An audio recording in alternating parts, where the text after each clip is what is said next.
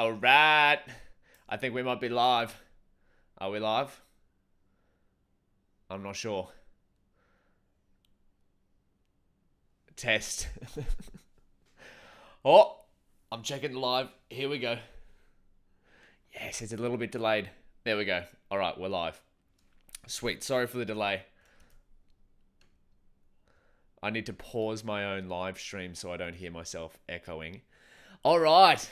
How we going, everyone? I gotta remember where to look. This is my first time doing this. Actually, I might have to keep the chat open so I can see what you guys are saying. I'm really excited. We're gonna do an exploratory data analysis on a Kaggle dataset. So let me rearrange my screen windows here so I've got it all sorted, all hunky dory. How you all going? Hey Kashuk, how are you, mate? Nice to meet you. Actually, I think the chat will load if I just keep this window open. Can I chat? How are you all? It's a beautiful, beautiful sunny day outside where I'm at. We'll just let this run for a little bit to load everything up. If you can't make the stream, if you're just checking it out, it's going to live on the YouTube channel forever. So, what's the purpose of this stream? Well, since becoming a machine learning engineer, there have been a few things that I've really had to upskill myself on. And that's, the number one thing is probably, how do you explore a data set from scratch, right? So that's probably number one. So that's what we're going to do today. We're going to start with a data set where we're going to go to Kaggle. We're going to get the Titanic data set. We're going to explore it. We're going to make a Kaggle submission. So if you've never done a Kaggle submission before, you can go through this notebook. You can go through this live stream, and you can do your first official Kaggle submission on the Titanic data set, which is pretty exciting. If you want the code, it's all going to be available on my GitHub after this stream, so I'll make sure to put that in the description. Otherwise, before we jump, big shout out to Coursera. Thank you so much for sponsoring this video. A lot of the stuff that I've done in this notebook has been from the applied data science with Python course. I mean, learning pandas is fundamental to exploratory data analysis. And the applied data science with Python by the University of Michigan. Bit of a mouthful. Is an incredible course. It's available on Coursera. And also, due to this partnership, Coursera, if you want to sign up for any type of computer science course, they're offering a 1-month free trial till December 11th. So if you sign up before December 11, you get a 1-month free trial of any course in the computer science section. So be sure to check that out. The link's in the description as well. That should already be there as long as I've got this right. Now, if you can't hear me, if you can't see me right, if you can't see the screen, please leave it in a chat.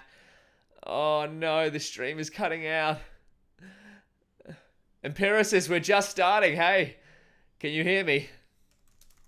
Oh, please tell me this is working.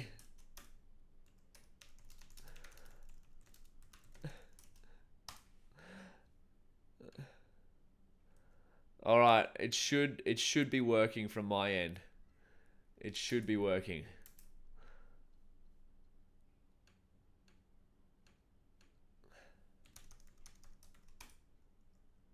All right, so if anyone watching, if you give me a heads up, we'll get this started because I want to make sure it's all good. So just leave a message in the chat. How we going? Otherwise, we might have to work out another way to fix this up. It's working fine. As I said, I've never done this before. It might have been better to record it, but we're going to try to do it live. And if that all else fails, we can do a recording and do it later. But I want to have the chat here so you can ask me questions as I go along.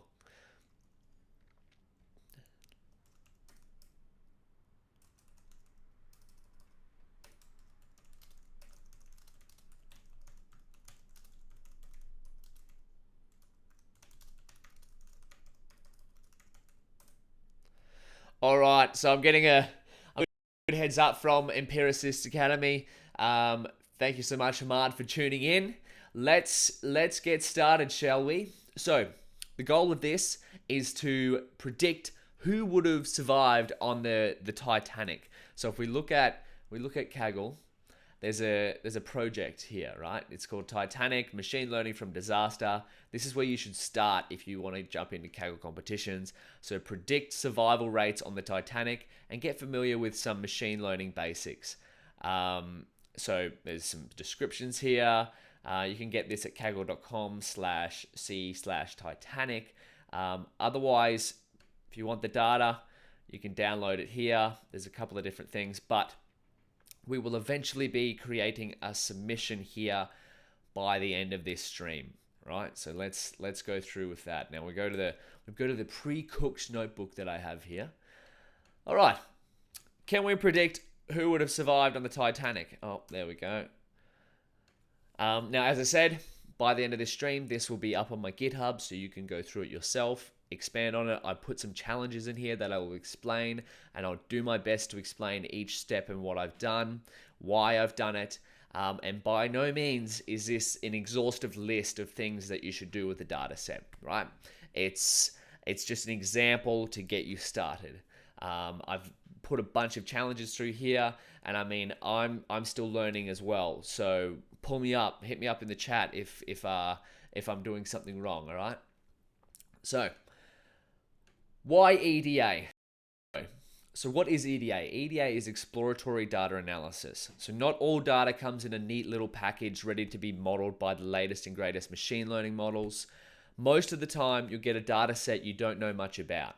So before you can make any solid predictions, you'll have to try and find out more about the data, right? And what are predictions? So predictions are running your machine learning model over some historical data and then trying to predict the future based off what's happened in that historical data, all right?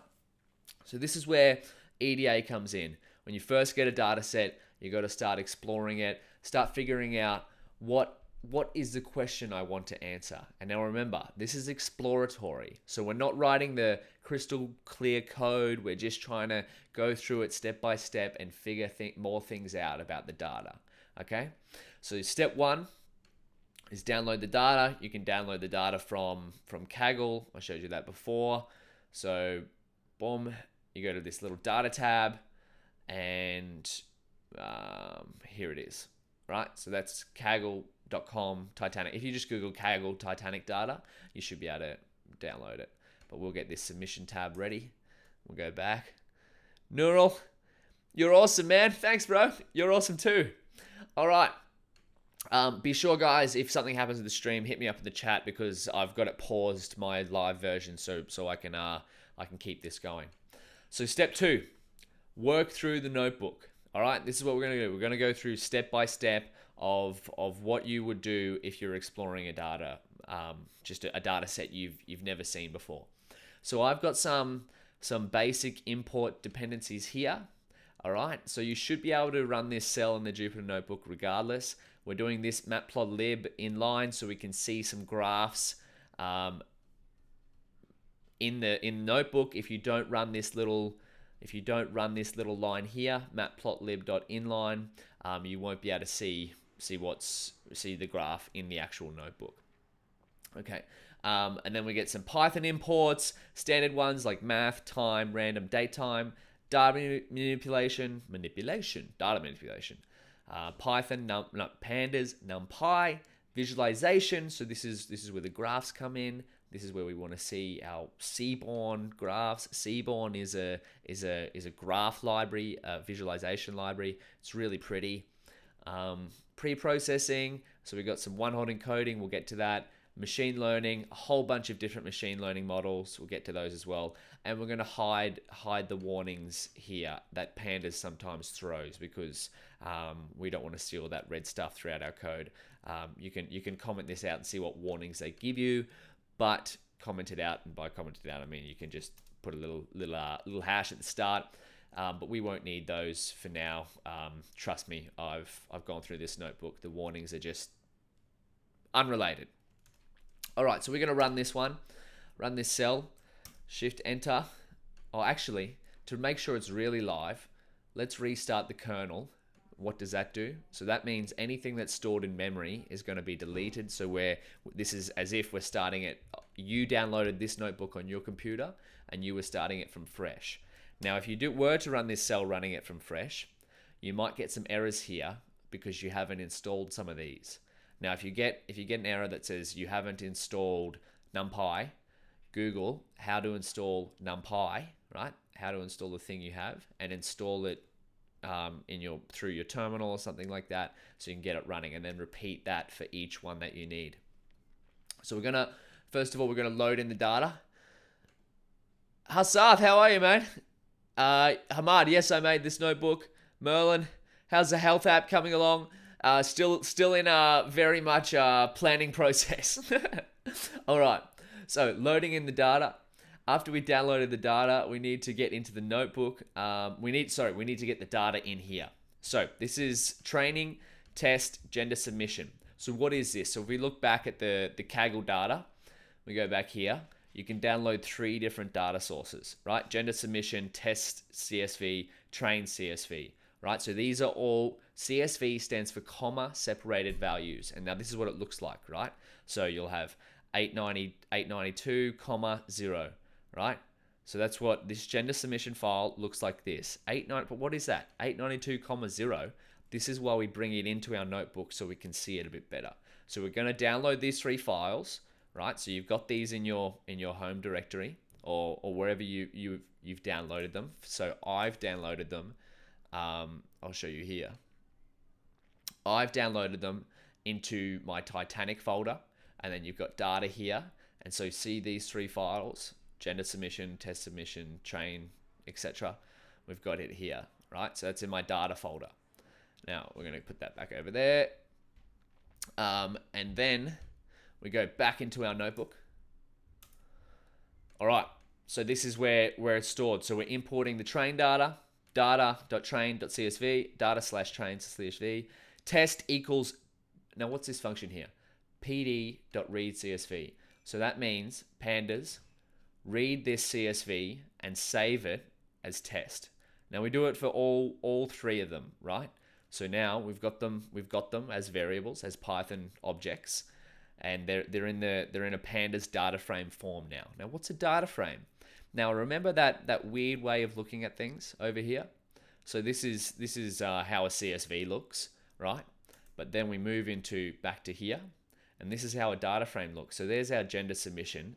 So passenger ID and survived. So this is an example submission of what we want to get to at the end of this notebook. All right, and this is the data we're going to use to build that submission. Now, if we look here, this is the training data. We have passenger ID.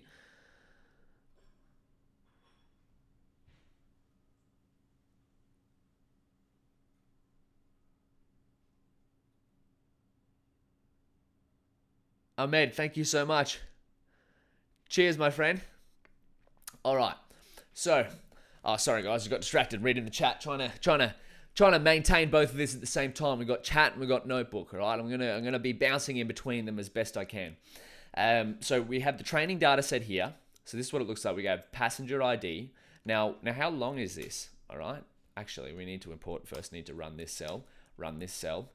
All right, how long is this training data set? So LAN is just length of the data frame. So we have 0 to 4 examples here, but there's actually 891 rows of this. So we've got Mr. Owens, we've got Miss Liana, we've got Mr. William Henry, and now this column here, survived, is 0 for if they did not survive on the Titanic data set. So that means these are actual passengers on the Titanic, right? So this is it's kind of sad, right? We know that these people, some of these people perished from the Titanic. It's a tragedy, but it can help. It wasn't in vain. They didn't die for no reason. They can help us practice machine learning, and hopefully then we can use those skills to bring some value to society, right? So they didn't just board it on and drown or pass away for no reason. At least we can learn something from this. All right, so survived. So Mr. Owen Harris, Braun, 22 male. That's a young lad. Tragically didn't survive. So this is his information here. He was in P class 3. What does that mean? We'll explore that in a sec. 22 years old. He SIB SP. What's SIB SP? P Arch 0 ticket. That's his ticket number. He paid $7.25. Probably a lot of money back then when Titanic was around. Cabin Nan. What does Nan mean? Nan means not a number, right? So there's no value here, but we'll look at that in a second. Cabin C85. That's for Mrs. John Bradley. John Bradley. And embarked, S. What does embarked mean? We'll explore that. That's part of this exploratory data analysis, right? But this is just an overview of what the training data looks like. And now we have the same for test. Now test.head. Head means to view. Let's do this. Head equals view first 5 lines. It's a real good way to view the data frame without having to see the whole thing, right? So if we just type in test, it'll show us the whole thing. But what if this one only has 418 rows? What if you had one that had 1,000, or actually no, not even 1,000, because computers are fast. They can deal with 1,000 pretty well. If you had 10 million, right? You might not want to look at all 10 million rows at once. Let's see the length of our test data set. Oh, type that in wrong. See, that's the beauty of doing this live, right? There's going to be some errors. So there's 418. So here's what we have to do, guys. We have to use the 891 rows of the training data set. So we need to learn information from these rows to predict on the test data set whether these passengers survived or not. So this, as you can see, training has a survived column, but the test data set doesn't have a survived column. So what we want to do is build a machine learning model that is able to learn across this data set and predict this column, so survived, on the test data set, right? And that's what we're going to submit. So our end submission is going to look something like this. So it's going to have passenger IDs. So we're going to take this column from the test data set and then use our machine learning model to predict the survived column. All right. And then we're going to submit that to our Kaggle competition. And then we're going to get glory. Well, maybe depending on how well our submission goes. All right.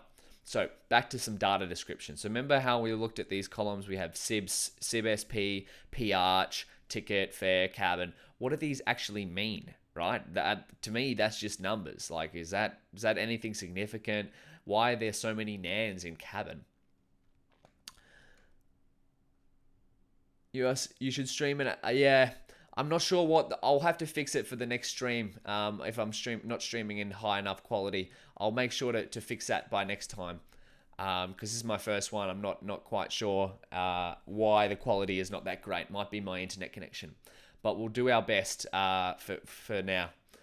But thank you, Nikatan, for the comment. All right, so back to data descriptions. So remember these SIB, P Arch. Let's have a look. This is what comes in the Kaggle data set. So it comes with this, a data dictionary. So it tells you survival gives you definition, gives you the key. So if we look at this, so SIB SP, number of siblings / spouses aboard the Titanic. All right, so that means if I'm aboard the Titanic and I have one little brother on there, this should be 1 for me. And P Arch is number of parents / children aboard the Titanic. All right, so if I'm on there and I'm a father and I have 2 kids, my P Arch should be 2. All right, and then embarked, ticket is ticket number, passenger fare is fare, cabin number is cabin, embarked, port of embarkation is C equals Cherbourg, Q equals Queenstown, S equals Southampton. All right, now we know a little bit more about the data. Now I've put these here, right? I've just manually wrote them in.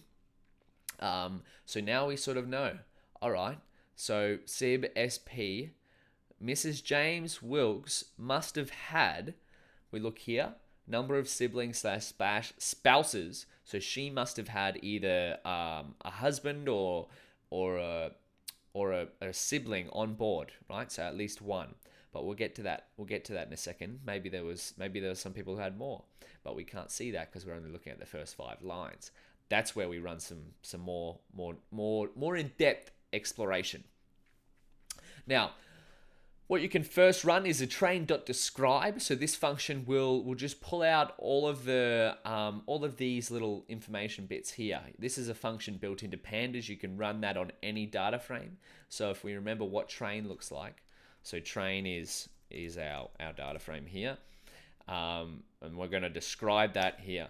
So if we look at this passenger ID, we don't really mind about that because we know that's just labels of 1 to 891. So of course there's going to be 891. Oh, but what's this? 714 in the age. All right, so maybe there's some missing values in the age column. We'll check that in a second. SIB SP.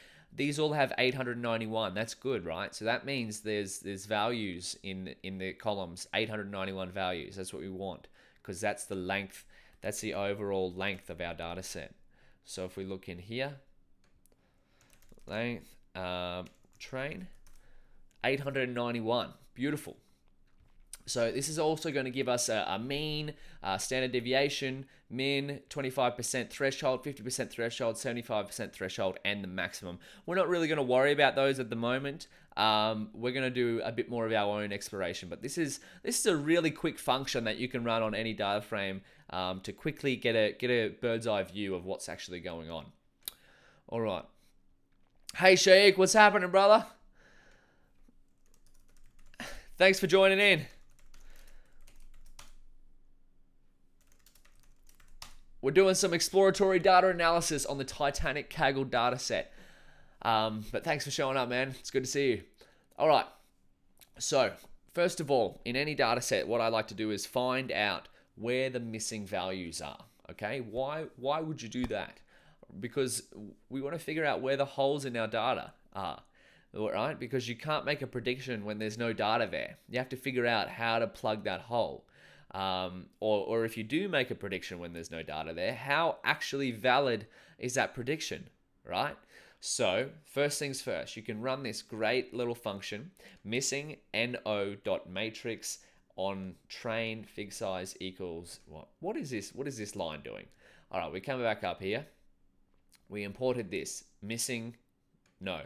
We can just think of this as missing numbers or missing information. Let's just call it missing information for now. So missing information, aka missing no, dot matrix, dot train. What's train? Train is our data frame here, this one, this information.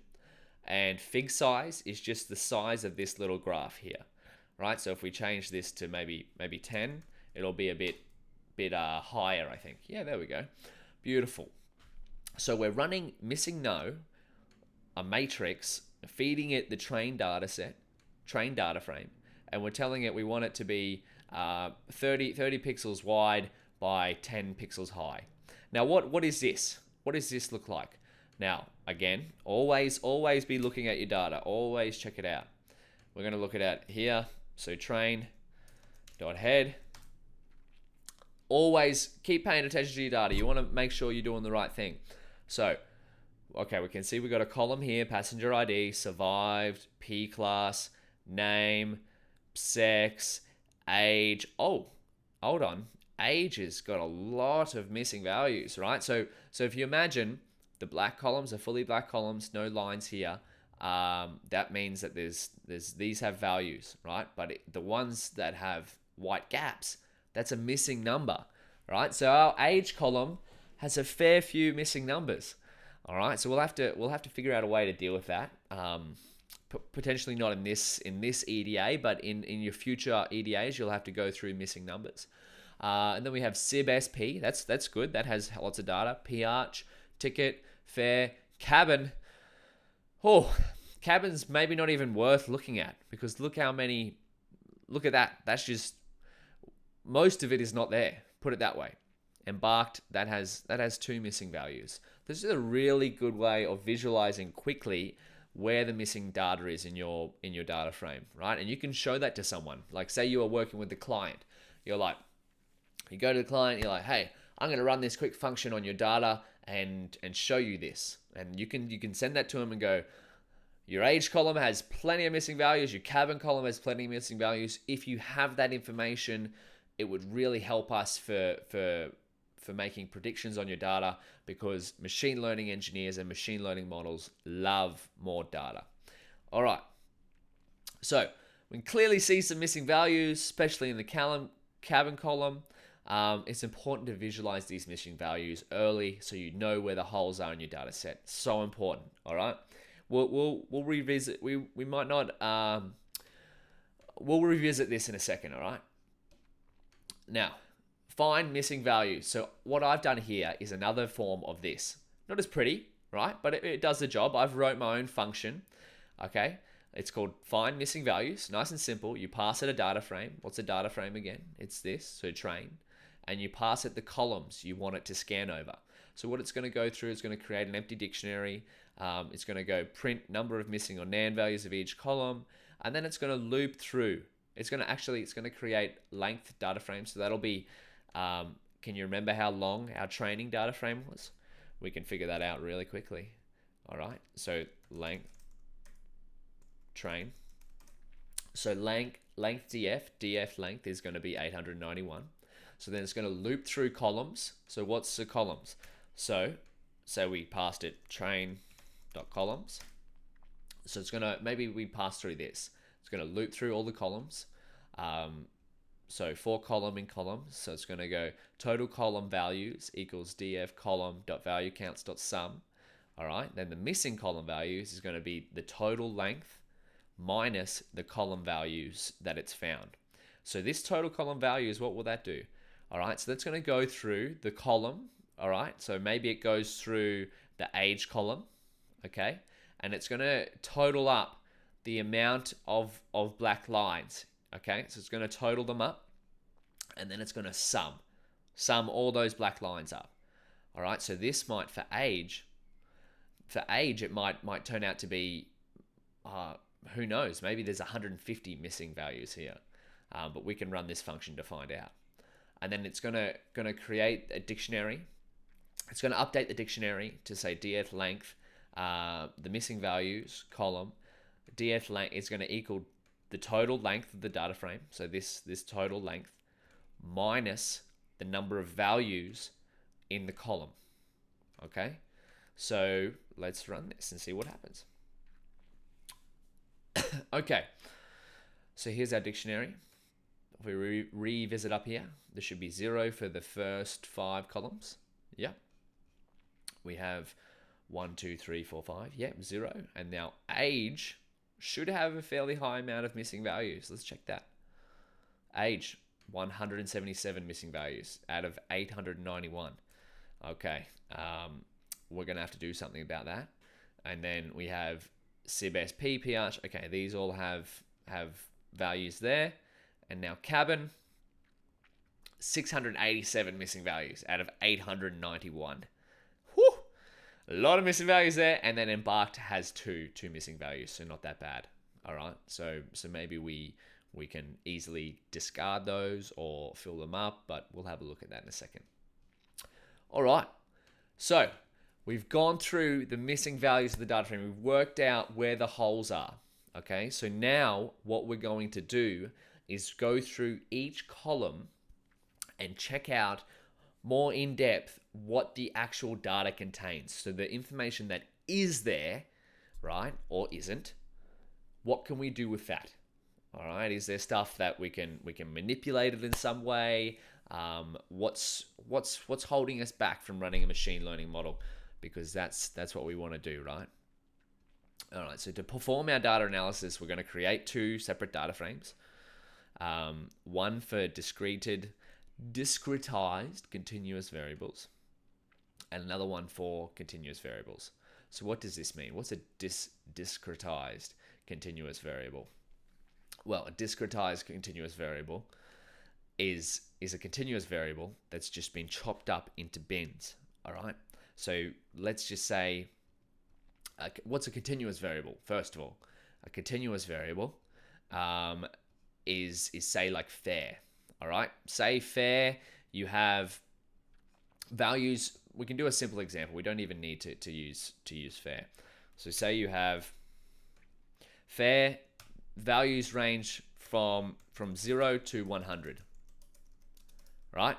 So you could have any value in between 0 and 100 for fair, and that would be a continuous variable. But if you wanted to discretize that, you could bin them up into separate buckets. So what does that mean? So maybe you have a section that's 0 to 10, you have a section that's 10 to 20, and you have a section that's 20 to 30. So now a continuous variable would be all numbers between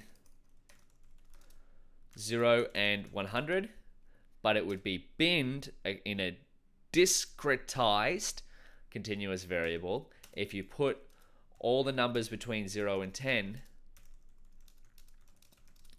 in this bucket and have a label of 1.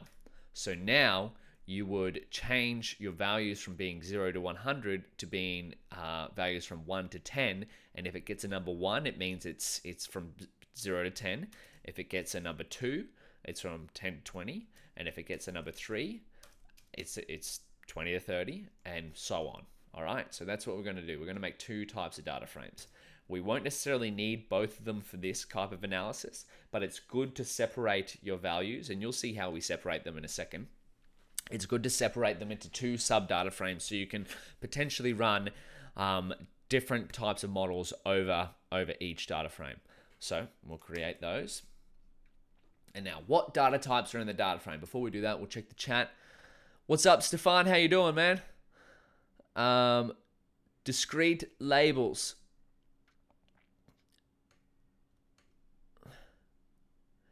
We are still survived. Please make a short video for kappa competition in future. Great idea. I will definitely do that. But I want to make this one an extended one just to go through this whole notebook. But we'll make a shorter version of this in the future. What data types are in the data frame? So you can do that. Train.dtypes. Remember, train is our main data frame we're looking at now. So passenger ID, that's an integer. Survive, that's an integer. P class is an integer. Name is an object. Sex, object. Float, int, object, float, object. All right, that's all right. We got a good mixture of integers, objects, floats. Okay. Let's explore each of these features individually. So we're going to start with survived, all right? So survived, let's remember what our data frame looks like. Always remember what it looks like. What columns are there? What information is there? Because we don't want to lose track of the problem we're trying to solve. We're trying to predict whether someone survived the Titanic based on this information, okay? On the test data set. Always define your problem at the start of any exploratory data analysis and use that problem to guide your exploration. All right, you might not find the answer, but you might also raise different questions that will help you figure out what's not the answer, which is almost as valuable as figuring out the exact answer you're looking for. All right, so you're eliminating things that aren't the answer. So we're gonna go through this in an iterative process. Now that is what an EDA should be, an iterative process. You're not writing pure, clean code. You should strive to as best you can, but we just want to figure out as much as we can about the data frame as quickly as we can, all right? Well, not as quickly as we can, but sometimes you have project deadlines, right? Kaggle competitions don't last forever. This one lasts forever. Not a good example, but when you're doing something like a client work for a customer, you may have 6 to 8 weeks, so you don't have all the time in the world to explore. I know for myself at Max Kelson, a lot of our projects go for 6 to 8 weeks, right? So we have to get this exploratory data analysis done in the first week so we can start to build models and get them back to the client. So first column first. Makes sense? We're going to go through the target feature, which is survived. So description, whether the passenger survived or not. And it's really good to communicate this stuff, okay? So the reason being is say your colleague or say one of your teammates had to read your code. Can they understand what you've done? All right, that's what I need to really work on as well. I'm gonna I think I've communicated this one pretty well. You can give me some advice or some feedback once you see it on GitHub, and yeah, it's important to communicate. Always important to communicate. This is the variable we want our machine learning model to predict. So we're going to make a little plot here. This is using the Seaborn library. Remember, we imported that way back up here. Import Seaborn as SNS, so we can use SNS whenever we want. Now we come down here. How many people survived the Titanic? Now this might be a bit of a graphic. Yeah, it is going to be a graphic. But it might be a bit graphic considering I've seen the data before, and it's not the best case scenario. Boom, there we go. So what are we actually printing here? Now we're getting SNS.countPlot. So the Y value we're giving it is survived. So the Y value on here is going to be 0 or 1. Now countPlot just shows the total amount of numbers. And the data is our training data frame. So this is the data frame here. And so it's going to bring back the total number of zeros in this column, right? 549, but you can slightly see that I've printed out the value counts here, so you can see the exact number.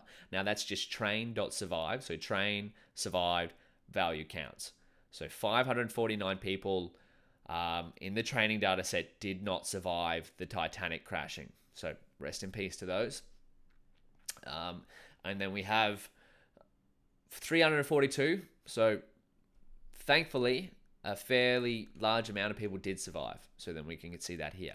So now we sort of know what the ratio is of how many people survived, how many people didn't. So we know in the future, if our machine learning model is predicting on the test data set that more people survived than didn't, then we probably got something wrong, right? Why?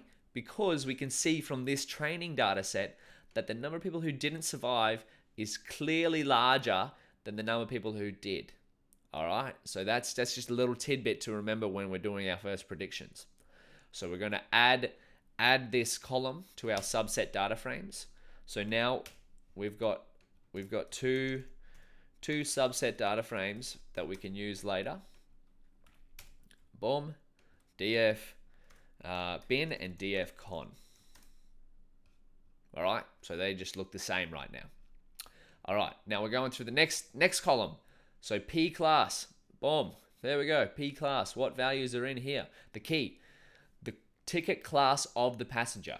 Now key is, number one is first class. So those people are a bit fancy, right? Fancy.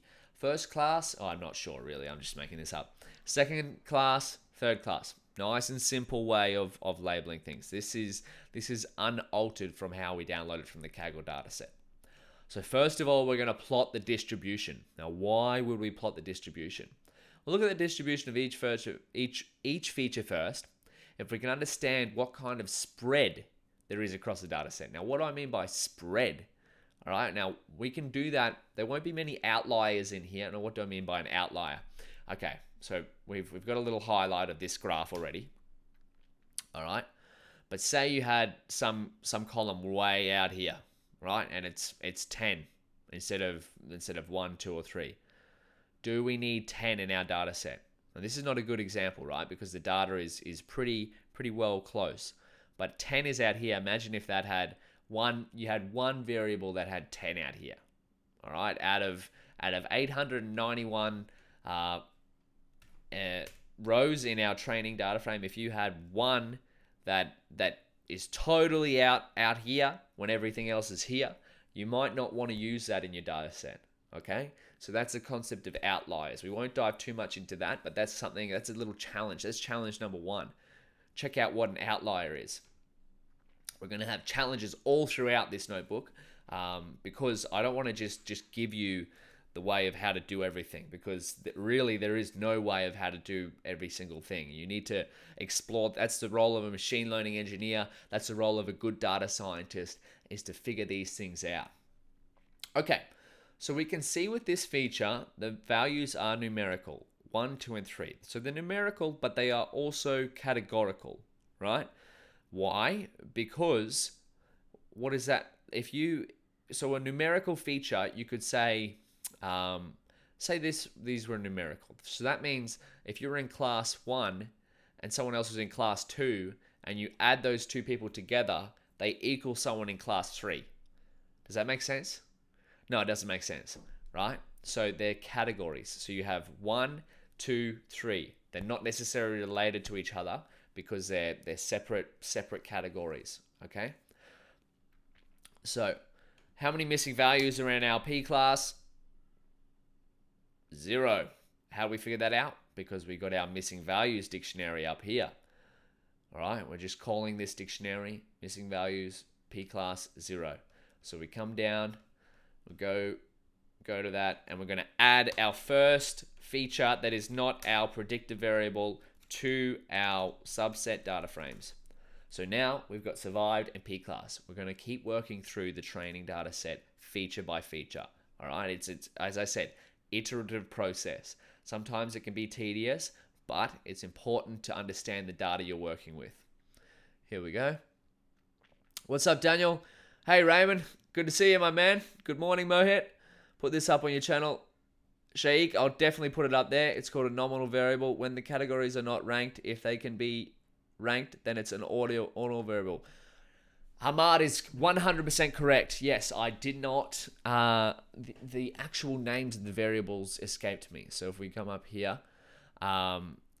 so these are nominal variables. All right, as Hamad said, when the categories are not ranked, if they can be ranked, then it's an ordinal variable. Okay, so like order. All right, these are nominal. That's homework. That's homework number 2.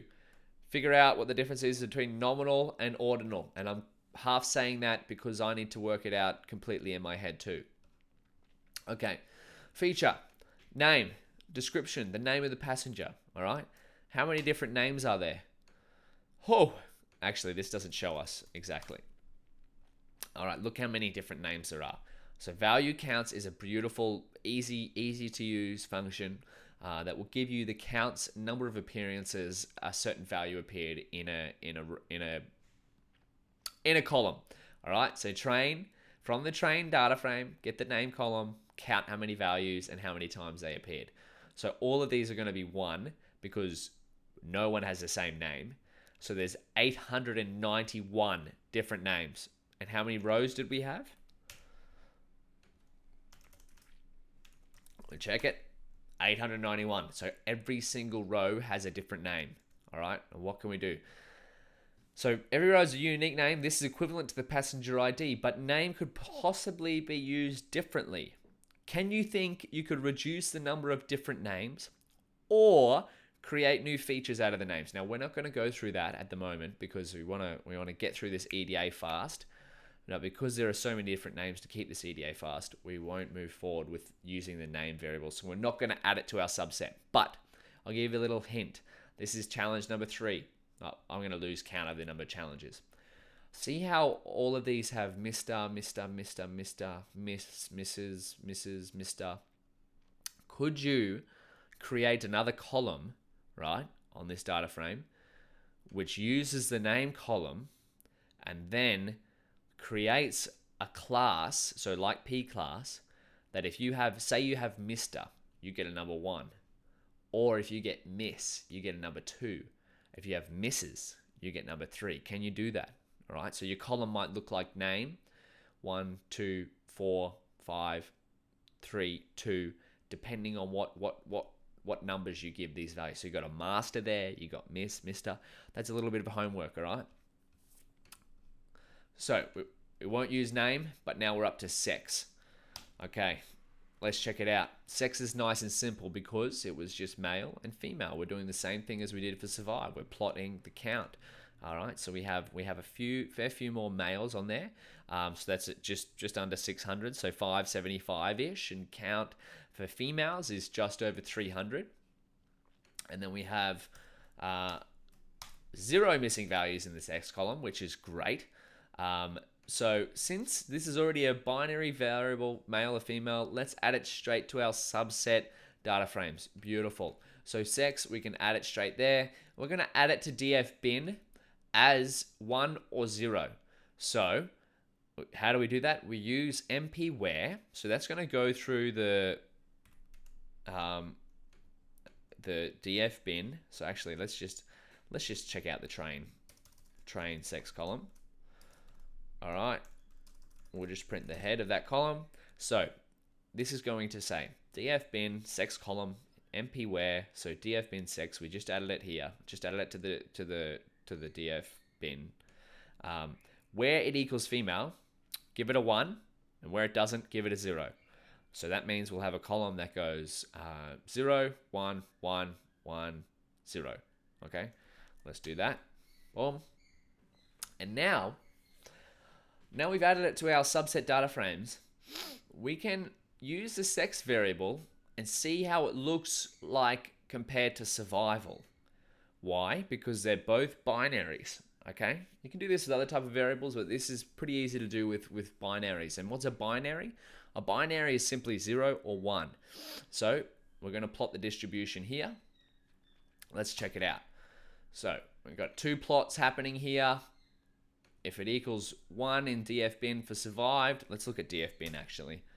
Okay, so df bin dot head. All right, so this is what we're doing. We're grabbing from df bin, we're grabbing this column and we're comparing it to this column, sex, and we're giving it the plot 2 little labels here. So this is what this is doing. Now, what does this look like? Oh, and by the way, this is the size of your graph here. So sex is down here. So 0, we have 0. This scale is not that great. You could probably improve that. Okay, that's another challenge. Improve the scale on here, so maybe these columns are a bit closer together. So we have 0, right? And what's 0? So 0 for sex. What do we give that? That was males. Wonderful. And then we have 1. So this is females. So males, females. Now we have 2 colors, all right? Predicting, showing us, survived or did not survive. So if we look at this, 0, males survived. Look at the proportion of males that survived. Not very many, right? That's if you're a male on Titanic, your chances of survival were far lower, because look at this. Did not survive is right up here. Okay? And now we got females. So females are pretty close. Some of them still perished, so not all of them. More did not survive than actually survived. But the ratio is certainly a lot closer. All right, so if we look at this is survived, did not survived, way bigger, and this is the same over here. So these are pretty close. That's really good for the females, not so good for the males. Not many people survived, but of those who did, more were female. Okay, so we've gone through the sex column. Now we're going to go to age. Now you remember, how many missing values did our age column had? 177, way back up here. All right, we have this graph, like so many missing values. Oh, now we quickly look at age. So out of a total of 891, that's almost a quarter of the data set. But to make this quicker, I'm going to give you a big challenge. This is your first big challenge, right? Along with the name column, how would you fill in the missing variables of the age column? Could you replace them with the average? But what's the pros and cons of just replacing the age values with the average? What I mean by that, so you have 177 missing values. What if you just took all the information from this one here, these black lines, and filled up the white ones with the average of the black lines? Can you do that? That's pretty easy to do, but what's wrong with that? Or would you get rid of the age rows, the whole row that doesn't have values? Probably not. So we won't answer these questions in our initial EDA, because we're trying to iterate over every column as fast as we can to run some models and make some early predictions. Then we can add in age later. But once age has been fixed up, there's some code here that you can add it to the 2 sub data frames. So this is your first big challenge. See how it's in bold? How would you fill the missing values in the age column? I'll leave that for you to check out. Now we're going to create a little function here. Before we check that, we'll check the chat. Daniel, it's not good practice to use sex as a label. You should use male or female, depending on what is one.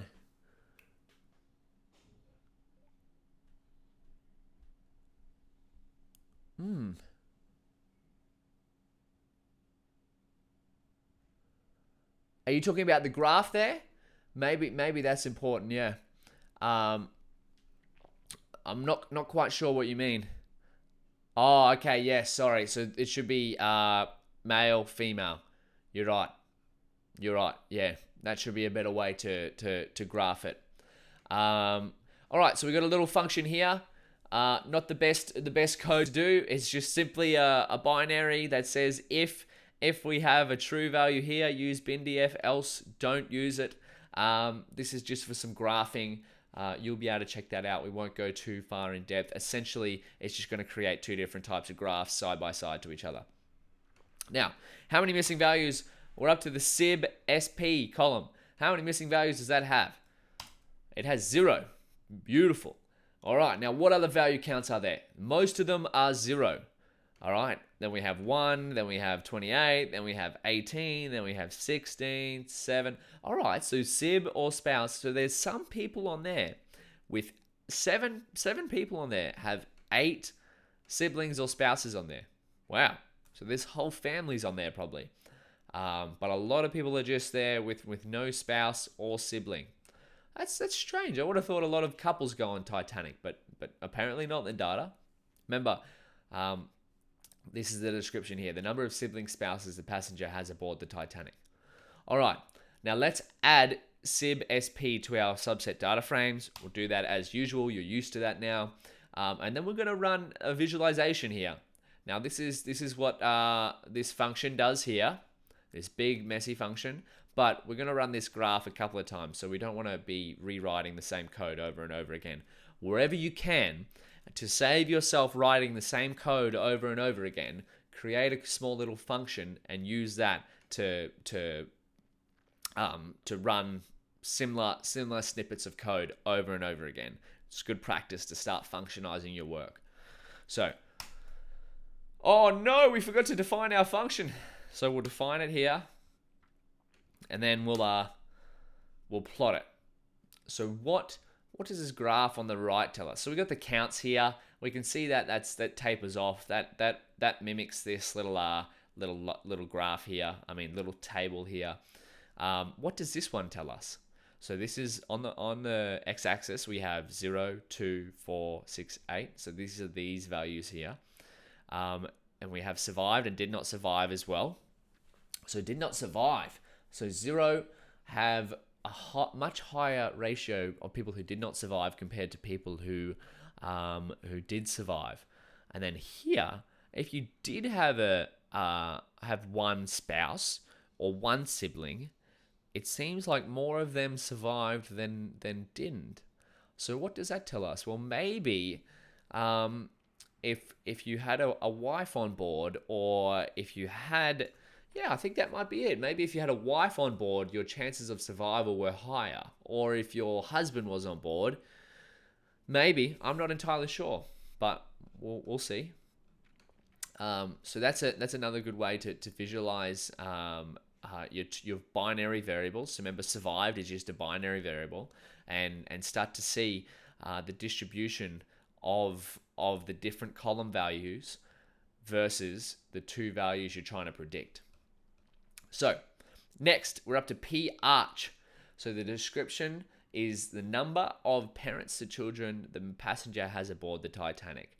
All right, so since this feature is similar to SIB SP, we'll do a similar analysis, right? Because it's a number of parents or children that the passenger has aboard the Titanic, and this is the number of sibling spouses the passenger has aboard the Titanic. So we're going to, missing values, none. Value counts, same sort of distribution as before. Watch this. Same graphs, right? That's why we made a function, plot, count, dist. You feed it a data frame, you give it a bin column, you give it the label column, which is this one here. You give it a target column, which is P arch, which is down here. And then you tell it how big you want this figure to be. All right, now that is our function up here. All right, that's what you can check out yourself. So, what's the story here?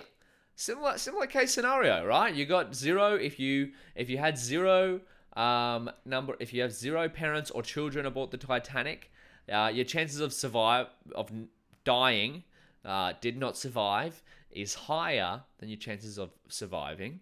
If you had 1 or 2, your chances of survival is higher than if you didn't, right? Sorry, your chances of survival is higher than not. So you can see that survived, did not survive. All right. So that's some information there. We've added both of these to our subset data frame, SID, SIB-SP, and PArch. Now they're both in our subset data frame. We can have a look at that here. So we've got dfcon.head. Beautiful. All right. So we've got df train. We're slowly working through the data frame train. We're slowly working through column by column, adding it to a subset data frame to start making some predictions. All right. So we've got a few columns left to go, but ideally this is going to be filled out with similar columns to what's on here. In a similar way, then we can run some machine learning models on our subset data frame. All right, because we want to keep train as the ground truth. We want to keep that as you would download it. All right, because we don't want to alter that, because we need to figure out if, in case we have to go back to what our original file was, we want to keep that original. That's why we're making subset data frames, so we can or supplementary data frames, so we can alter those and not destroy our ground truth information here. Now, ticket. How many missing values did ticket have? 0. Beautiful. Now, how many different types of tickets were there? Now, this plot might take a while. The 1-0 data is perfectly fine. If the data 1 is male, then you should just label that variable male. If you label it sex or gender, we don't know if... Oh, yes, I see. Yeah, 1 and 0 for male and female. Yep, I think that's what we got. Okay, if we go down now, so there's as you can see, this is clogged up. Why? Because there's so many different types of tickets. Now, actually, I think we do that here. We don't need to screw that. So that doesn't look too good. What about another way of looking at this? All right, let's see all the value counts of ticket. Wow. Right, so remember our name variable, okay? Remember our name variable had 891 different types. Ticket has 681 different types. So that's still a lot of and what this is high dimensionality, all right? So that's the curse of high dimensionality. You have one variable, so one feature, ticket, but it has 681 different types of things that it could be within it. So the idea of a machine learning model is to reduce that, right? So that's what we're trying to reduce it back to. But is there a way you can quickly see that on here?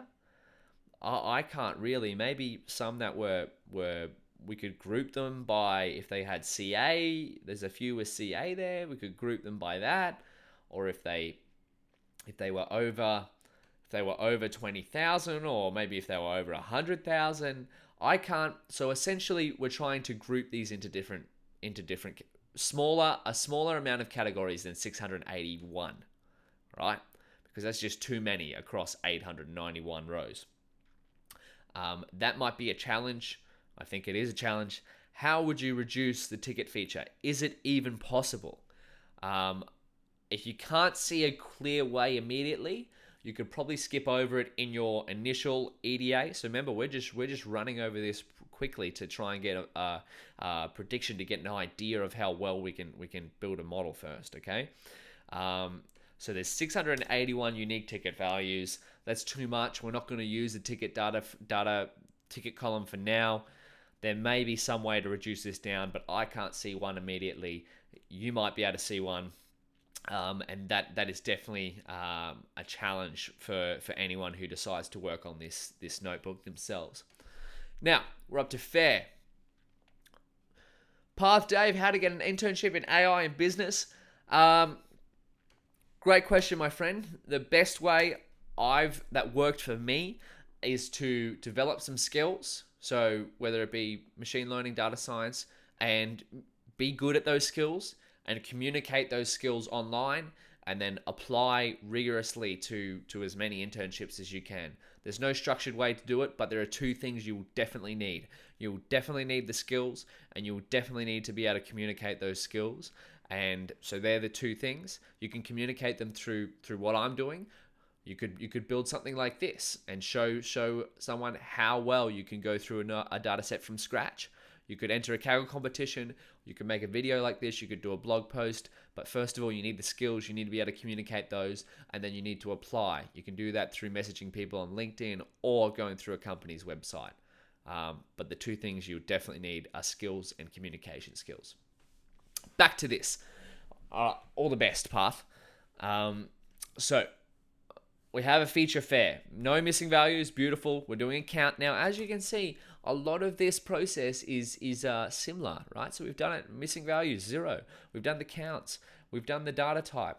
We're going to continually do this for each column, right? Because that's what we do. We do high quality work, and we leave no stone unturned. All right. You go through a data frame iteratively. There's really no other way to do it. If you have a better way, let me know. But of the problems I've worked on, it's just a matter of putting in the time and putting in the work to explore the data as best you can. So there's 248 unique fair values. Now what we're going to do is we're going to create our first bucket. But because fair is a float number, let's add it to our continuous subdata frame and add it to our categorical subdata frame. And to add it to our categorical subdata frame, we'll cut it into bins. Now, what does this mean? All right. So if we go here, so we've done a bin. We've PD cut train fair into 5 different bins. So this is bins equals 5. But as for dfcon, we've just added the column. Why would we cut it here? All right. Well, remember, bin is our. Oh no, this is not discretized. This one is discretized. This is the beauty of doing it live, right? You think you've checked the notebook for errors, but you find some. All right. So that means it's cut into bins. So if we look at df bin.head, so now we've got different groupings for fair, whereas in dfcon we've got fair just exactly how it is. So remember how I was saying we'll have fair 0 between negative. That's weird. Someone's fair was negative 50 cents. I'm not sure what that value is in there. That might be an outlier you want to remove. So we have fares between negative 50 cents and $102. Now, if we have a look at how many different types there are here, value counts. All right, so we have negative 50 cents to $102 is 830.38. Now these bins aren't exactly, they might not be the best. So what fares bins does is it just, I'm not actually sure how it decides to cut them into bins because I haven't used that function very often. You might want to look into that a bit more as a little homework project because I'm certainly going to be doing that as well. But as you can see, they go up in about $100 increments. Okay, so 100 to 200, 200 to 300, 400 to 500, 430, etc. All right. So now we have 2 subset data frames. We've explored fair. Let's check out a similar graph on the fair data, on the fair column. So remember, this is that function we defined before. We've called it 3 times. Imagine if we wrote all this code 3 times. It wouldn't look too great, would it? So we go down. We go back to fair. Where is it? Here we are. So now we have did not survive. All right. So most of the values are clumped up in here. So again, this is maybe not ideal. But for now it'll do. So it seems that the closer it was to $100, the more chance you had of survival. All right. But is that information useful? Maybe, maybe not. We'll keep going. There's a little bit. Let's put this as a challenge. Actually, how would you change the fair bins, right? And once you find out, let me know. So we have feature cabin. How many missing values are in cabin? 687. Oh, yuck. Out of 891 rows, we don't want that. So look, only 147 different value types well, out of 687 missing values, there's 100. So that means there's what, 891 minus 687. So what's that? 204. 204, and there's 147 different value types within that 204 values. Not ideal. Since there are too many missing values, we're not going to use Cabin for our initial models. But how would you modify Cabin to be more usable, right? Could you maybe go A, B, C, or D? So you'd have a column. You'd have a column instead of, let's put it here. That's view train. So how would you change this cabin? So maybe you could change it to C. So all the people in the C cabin had a value of C. All the people in the D cabin had a value of D. So anyone with D here, D33, D20, or anyone with E, or anyone with C. I mean, there's many different ways you could do this, but it's all about trying to explore different ways. All right, we're not going to add cabin to it. We're on to our last feature, I believe. Embarked. Yes, and then we're going to run some models. All right, thanks for sticking around. Thanks for I mean, I'm just trying to show you that it's not all just going to happen instantaneously. The reason why I'm going through this step by step is to really give you an example of what it looks like to explore a data set from scratch. This is something that I do on a daily basis with data, and I mean, there's no perfect way to do this. There's so many different ways. I'm still learning, so of course, don't take this as being the best way to do it all. If you have a better way, I'm always open to feedback or advice or whatnot. But we're on to our last feature, then we'll run some models, and then we'll get a submission. All right, how many missing values does Embarked have? 2. Not too bad, over 891. So 889 total values. So what kind of values? Oh, we don't want that. We don't want some. So there's 644S, 168C, and 77Q. What does that mean? So Southampton was the most popular point at where the passenger boarded the Titanic. Queenstown. Does this influence whether you survived or not? Who knows? We'll see. We'll run a little count plot over there to just look at this in a different way. These count plots are handy because a lot of people might not understand this sort of stuff. Like if you're doing a presentation, people can quickly interpret that, right? They might not be able to go look at that. I mean, there's only 3 here, so that's quite easy. But definitely, if you wanted more people to have a look, more people to be able to understand it quickly, you want to visualize as much as you can. I know that's a big request from many of the clients we deal with. Can you make it visual? Yes, of course we can. We're just if you don't, you're not communicating properly. How can we deal with the 2 missing values of Embarked? One option is to drop the 2 rows, so remove that row where Embarked is missing completely. So if we go back up to our missing number, so we could just drop these 2, get that whole line. So take this, draw it across, drop that, and draw that across and drop that out of the data frame. Do we want to do that? Maybe, maybe not. Depends on what it is. But we go back to our little Embarked column. I think we have. Yeah, we've removed the values which are missing. What's another way to do that?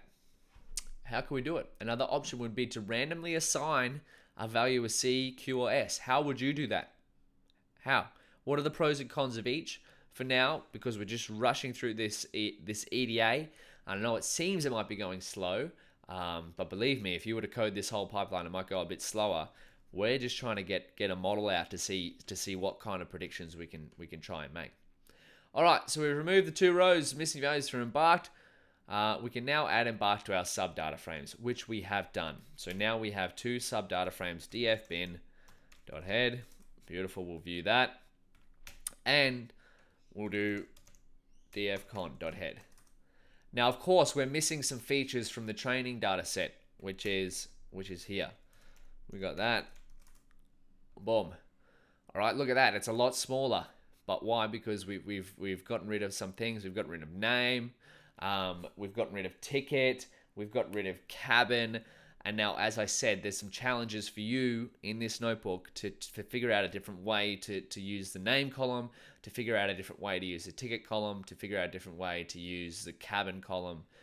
These are all projects that you would have to work on as a machine learning engineer, right? And I've left them as challenges because it's good practice, all right? It's good practice to try and think about those things and visualize new ways, and then running the rest of the notebook to see how it affects your models. All right, before we get on to feature encoding, we have in here, hey Yash, nice to see you, brother. Welcome to the chat. If you have any questions, please ask. Otherwise, we're gonna keep going, pushing on with our exploratory data analysis, eventually leading into a Kaggle submission. All right, feature encoding. We now have our 2 subset data frames ready. We can encode the features so they're ready to be used with our machine learning models.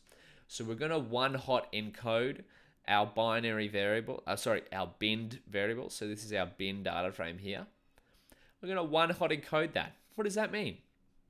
Now, one-hot encode means creating a new data frame that's going to give things a 0 for what it isn't and a 1 for what it is.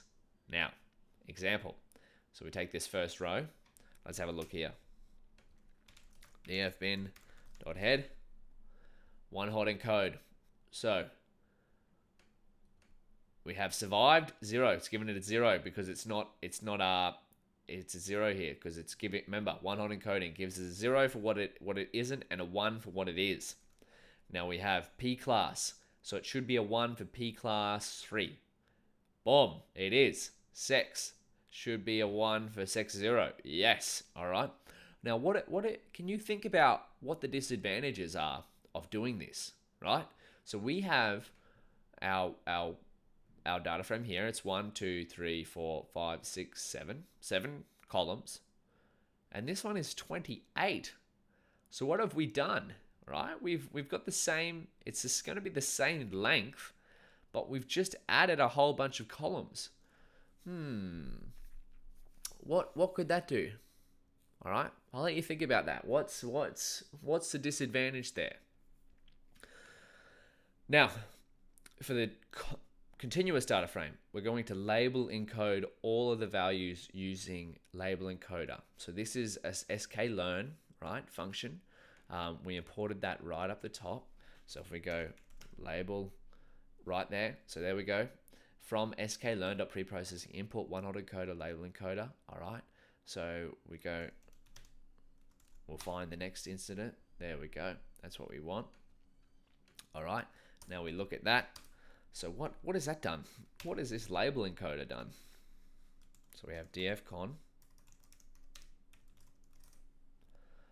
Okay, so now it's changed all of these into different labels. So we have sex has been turned into 1s and 0s automatically.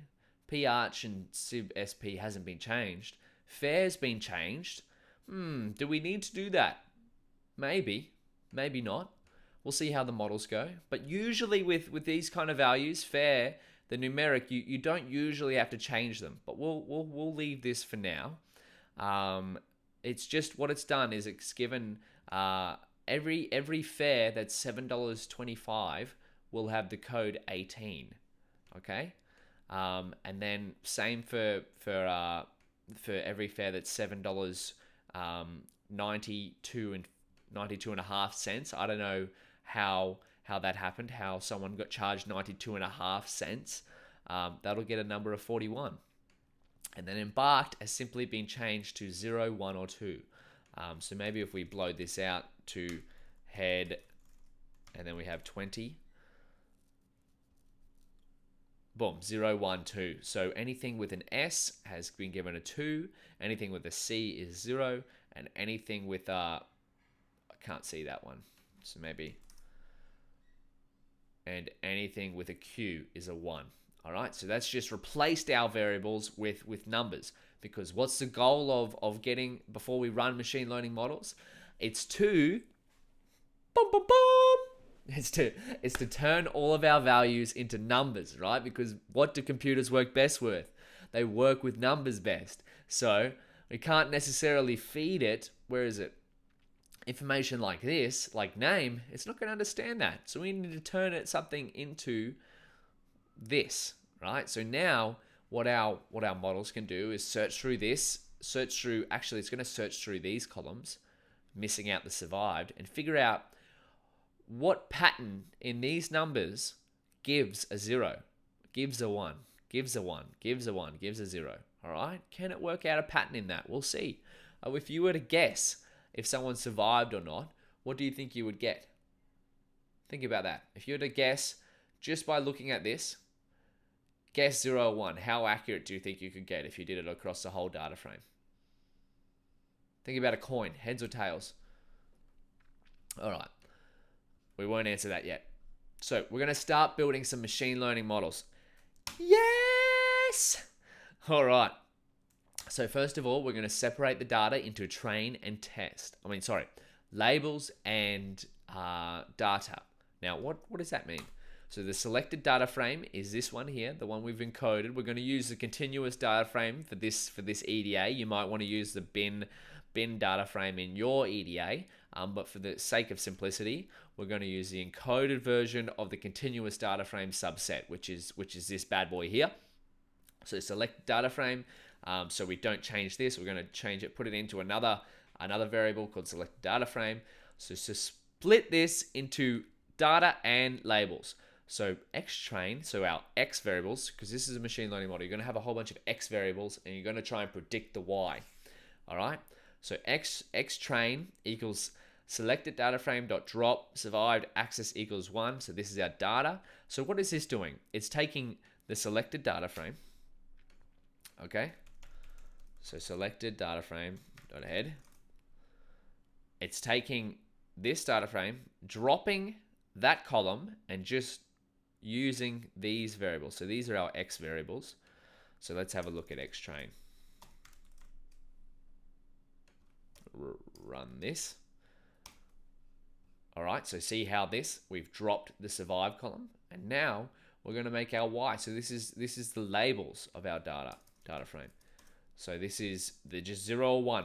So it's practically this column, y train equals df, selected df dot survived. So it's this column. So now we're going to use this and these to build our model. So this is the data and this is the labels. All right, that's what we've done.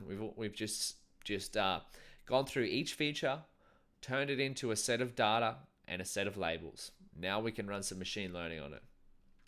So we've built a little function here because we're going to be running multiple different machine learning algorithms called fitMLAlgo. Now, it takes an algorithm, a type of algorithm. It takes a set of data. It takes some labels. It takes a number of times you want to cross-validate, right? So cross-validate is important. We'll get onto that in a second. It's going to create the model, then it's going to fit the algorithm to the training data and the labels. It's going to give us an accuracy score. It's going to perform cross-validation automatically, and it's going to give us a cross-validation accuracy metric. Accuracy cross-validation. And then it's going to return training predictions, the accuracy, and the cross-validation accuracy. So we're going to start off with logistic regression, then we're going to move through a bunch here, okay? Now, why would you run so many different types? Well, you're trying to figure out which model is best suited to the data. So you're going to try and run a whole bunch of models, and it's not hard to run these. Look how quick it runs, right? Oh, we didn't define our function.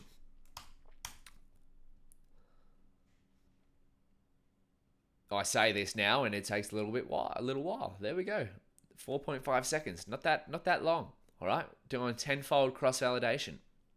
So 78% accuracy on cross-fold validation. That's beautiful. Now we've tracked the time here by creating start time. All right, we've done our function here, fitMLAlgo. Okay, and then we're logging the time. Right, that's just there, and then we've got just some print statements for the metrics we've returned here. Okay, so then we've got accuracy 79. That's just on one pass, and then accuracy of cross-fold validation on 78.5%. Now, why would you want to do cross-fold validation? We'll get to that. We'll get to that in a minute. We're going to run all the other algorithms first. So k nearest neighbors. Now these are what are these? What algorithms are we running? So we go up into sklearn, and if you look here, we've imported a bunch of different algorithms here. Okay. Now these are some of the most common machine learning algorithms that you'll see. All right. Now if you Google most common machine learning algorithms, these will probably come up. Linear support vector classifiers, gradient boosting classifiers, k nearest neighbor classifiers. Now we're not going to go through what each of them does. All right. Now because of our need for speed with our EDA, we're just going to run them, see which one's the best, and then we'll choose the best one, and then you can improve that from there. All right. So we've run our logistic regression. By the way, if you want to find out which algorithms and what they do, I would highly suggest looking up the sklearn documentation. So just Google sklearn machine learning algorithms, and you'll find a bunch of stuff there. So we have here, look how quick that ran. Under a second, boom. 73.68% accurate. Again, under a second, because there's not much data, right? There's only 891 rows, and these are great algorithms. Computers are fast at doing math. Now we have linear support vector machines, under a second again. Stochastic gradient descent, under a second. What's a 92% accuracy? Oh, but it's fallen down to a 79% accuracy in the cross-fold validation. So stochastic gradient descent didn't do too well. Gradient boosted trees. 81.1 on tenfold. That's the best so far. All right. So these are some of your most common algorithms, but I want to introduce you to one of my favorite, one I've discovered recently, and it does an amazing job, right? the CatBoost algorithm. So it's by a Russian company, Yandex, who created it as their in-house algorithm, but now they've open sourced it. It's similar to, I'll just read you the line. It's a state-of-the-art open source gradient boosting on decision trees library. So this one was a gradient boosted trees algorithm, and that got 81%, right? So this is a state-of-the-art gradient boosted on decision trees. Well, maybe this is CatBoost is a combination of these two. So I wonder how it's going to go, okay? So it's a decision tree and a gradient boosted tree combined, all right? It's simple and easy to use, and is now one of my go-to algorithms for any kind of machine learning task. If you want to check out more, I encourage you to check out the CatBoost docs. You can find that at catboost.ai. All right, but we're not going to dive too much into the algorithm because we just want to try and run it. So this one's going to have its own special kind of implementation because the fit ML algo function won't work on it. There's a website with CatBoost. Check that out. We have here, we'll view the training data one more time. We'll view the training labels. Excellent. Now, CatBoost has a little section where you define the categorical features. Now, that might be what CatBoost stands for, categorical boosting. I'm not entirely sure. What do we have here? I think you need test data for testing your algorithms. Yep. Yash, you're completely right. We're going to test our data. We do have a test data set. So we right back up here. So we have a training and a test data set. This notebook's actually bigger than I thought. So we have training. This is our training data here. And then we have test data. So we're going to train on this, and then we're going to test it on that, which is what our submission will be. Our submission will be our predictions on the test data set. And yes, Zach, the video will be up to see later. It will be live on my channel once we've finished here. All right, let's go back to CatBoost. Okay, so CatBoost has a really cool feature where you can tell it what categorical features you have of your data set.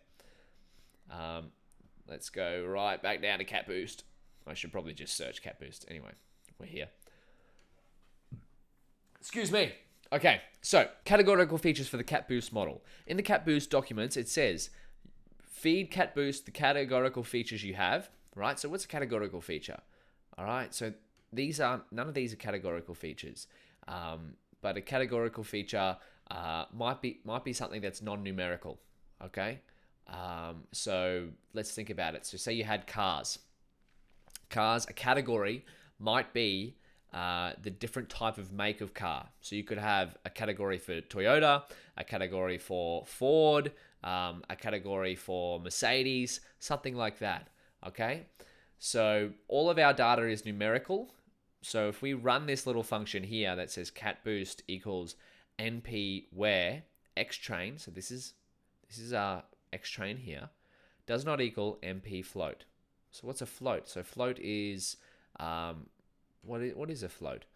So if we have a look here, so if we have actually, you know what a float is. Let's just put it there. This is not to tell you what type of variables are. So a float is a number like that, right? So it's got decimals, and an integer is probably something like this. Okay, it's just a 6. So int, no decimals, float, decimals. Okay, so none of ours have decimals, right? Because they're all integers. So we don't have the CatBoost is seeing these as all categorical features. So what's it going to do? CatBoost has its own methodology of encoding these. So I'm not going to dive too much into that. Essentially, what it does is CatBoost all values except fair. What's happening? I'm doing this wrong. See, this is the beauty of doing it live. Let's see. There we go. Okay, so 0, 1, 2, 3, 4, 5. All right. All of them are categorical features. So what CatBoost is going to do is when you create your training data, all right, you tell it what the categorical features are. Okay, so these are going to treat them all as categories, right? Because we've encoded them all into categories. And then CatBoost is going to figure out its own way of best dealing with those categories. So remember, like up here, we one-hotted our data in dataset, right? Now that might not be the best way. So CatBoost has its own way, and you can read about more in the docs, of one-hotting a data frame, but in a different method. Don't even think about one-hotting because CatBoost does it in a different way, okay? Just think of it as you tell CatBoost what your training data is, what your labels are, and what the categorical features are of your training data set, and it will create a training pool, which means CatBoost has its own way of manipulating this data into a way that its algorithm can best explore it. Okay, that's how I understand it. There is some math you can find in the docs about how it actually does that. But for the sake of this video, we're just going to leave it at that. CatBoost figures out, based on the information you feed it, the best way for its models to run over your data. And let's create the training pool, and now we're going to fit our CatBoost model. So we have CatBoost model equals CatBoost classifier. So classifier, what does that mean? So classifier means 0. Well, it's going to classify something. Now in this case, CatBoost classifier means it's going to it's 0 or 1 classification. Now that is our goal. Do we want 0 or 1? Yes, for survived. All right, so it's going to classify the training data into 0 or 1. That's what we want. And we're going to give it a loss function of accuracy. So we're going to figure out how accurate this CatBoost model is. And then the loss function it uses is log loss.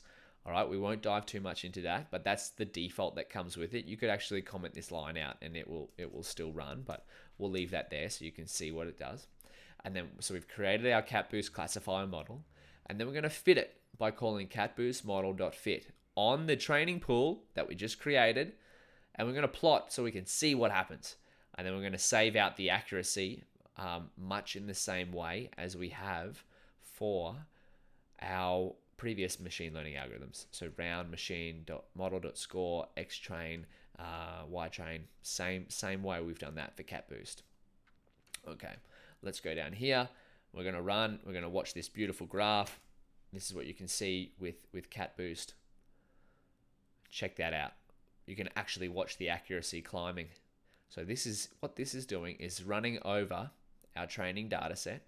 So going through this and figuring out which label it should have, right? And this is how accurate. You can see it in live time. CapBoost is beautiful. I actually love CapBoost a lot. So we'll see how this goes. It's going to take a little bit while to run. Now we're going to run CapBoost cross-validation after this is done, because this is just fit, remember? Right? So in our fit-ml algo function, we did fit and then we did cross-validation. So up here, while CapBoost is running, we go up here, fit-ml algo, boom. So we did fit, algo.fit, and then we did cross-validation. So we need to do the same for CapBoost. So we're doing CapBoost.fit down here and then running cross-validation. All right, so CapBoost.fit and then running cross-validation down here. So CapBoost has a function built in called cross-validation. It's just CV. We imported that right at the top. There we go. From CapBoost, import CapBoost classifier. That's the classifier model that's running right now. Pool, that's how we created the training pool data. And cross-validation from CapBoost, which you'll be able to see in a second. So now that's running. Apparently it's going to take a little while. Hopefully it goes a bit quicker than that. But in the meantime, while we're waiting for that, we'll check out the chat. Oh, sorry, just joined the stream. Any clips from Silicon Valley? Alok, how are you? I haven't actually divided into a training data set. So the Kaggle competition gives a training and test set. So what we're doing is we'll model the training data and predict on the test data. So we've already got a training and test set from Kaggle. Usually, if we didn't have a train test set already, we'd split. We'd split it. Yep, you're right. 80% training and 20% 20% test, or a little different depending on your problem. So CapBoost is running. Cross-validation, it's going to take a little bit longer than our previous algorithms because of what it does. And now I actually couldn't explain to you what it does on the inside, but just in my experience of using it multiple times for multiple projects, it does take a little bit to run because I think it's doing a combination of different types of models. So it's not just doing one single way of fitting on the data. It's doing multiple different ways. So it's doing a decision tree classifier and a gradient boosted tree all rolled into one. So we're fitting that here. Now, why would you want to perform cross-validation? All right. So I'm going to explain cross-validation how I understand it. I would look into it yourself as another piece of homework. But if you imagine, let's do this. Let's use a piece of paper.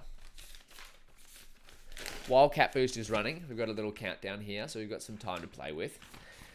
Imagine you have your data here, right? Just this one simple piece of paper, right? And you do your model goes down and it fits all the rows in one hit, okay?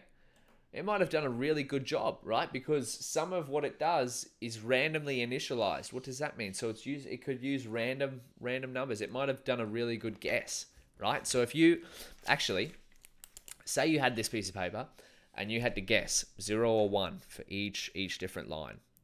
Say you went down your first try, your first shot, you did really well, right? You got 80% accuracy or 85% accuracy. You got all the zeros and ones pretty much spot on.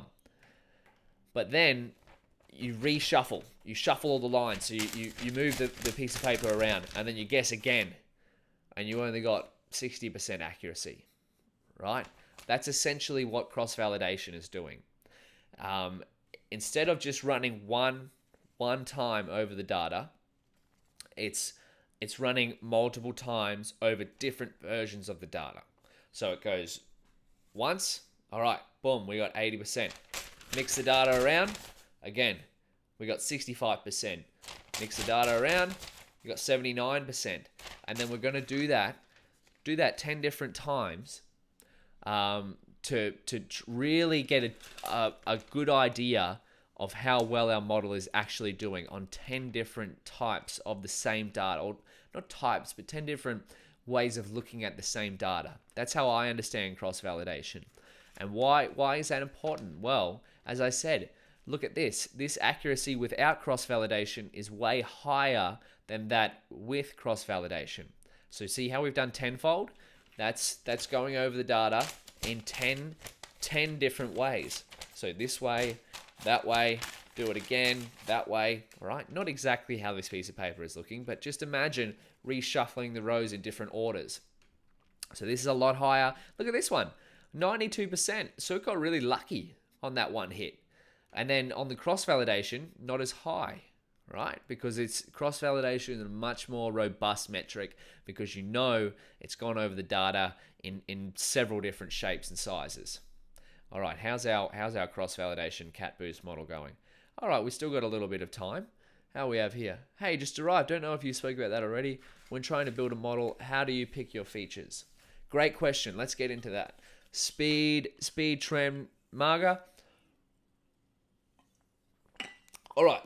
So, how do you pick your model, your features? We're going to answer this question while our cat boost cross-validation model is running. So let's look at our initial training data frame. We have some features. Thank you for the question. We go up here. This is our training data frame. So if you imagine each column is a feature. So we have survived, that's our target feature. P-class, name, sex, age. Now for this training data frame, there aren't that many columns, right? So there's only, let's say 10. Doesn't really matter. Might be whatever. So how do you pick which ones to use? In this case, we've decided to use as many as we can because there isn't that many to go over. But what happens if you had this and it just kept going? It kept going off the page. You've got maybe 1,000 different columns. That could be hard. That could be hard to go through them one by one. All right. So what you would probably do is go through them, do something like this. Figure out where all the missing values are. Get rid of all the ones with missing values and just run it on your best ones. Or you go through it step by step. You go through each feature individually, work out which one's the best. Or so we got a few different ways here. So this is going through each feature step by step. The other option, where are we going? We got to go right down to the bottom. There's two more options that really stand out to me. So we've run some models, we made some predictions. I'm jumping a little bit ahead of where we actually are up to. So our cat boost model is still running. Look how beautiful this graph is, by the way. Look at that. Cat boost is awesome. It shows you these plots. Maybe if I didn't have this plot on, it would probably run faster. So how do you choose your features? Back to that. So we'll see how it is. We're going to get to that in a second, actually. Feature importance. So which features of the model were most important in making predictions? There's another way that you could do it that I've set in the challenges, which is called PCA. It's Principal Component Analysis. That'll be in the extensions. It'll also be in this resources that I've listed down here. Daniel Feroso, awesome name. He's done some epic work on how you can do this notebook on a bigger data set. This one I built is actually based on his notebook. So that'll be linked in the description as well as in the GitHub version of this notebook. So that's PCA, feature importance, iteratively going through each feature one by one. Or another big one is talking to a subject matter expert. Now, what does that mean? Now, say you had a project, right? say you had a project and you want to predict the prices of houses, and you have a data set like we do. You have the data set like we do. You have let's say 1,000 different columns, right? And all of them go from number of bathrooms to suburb to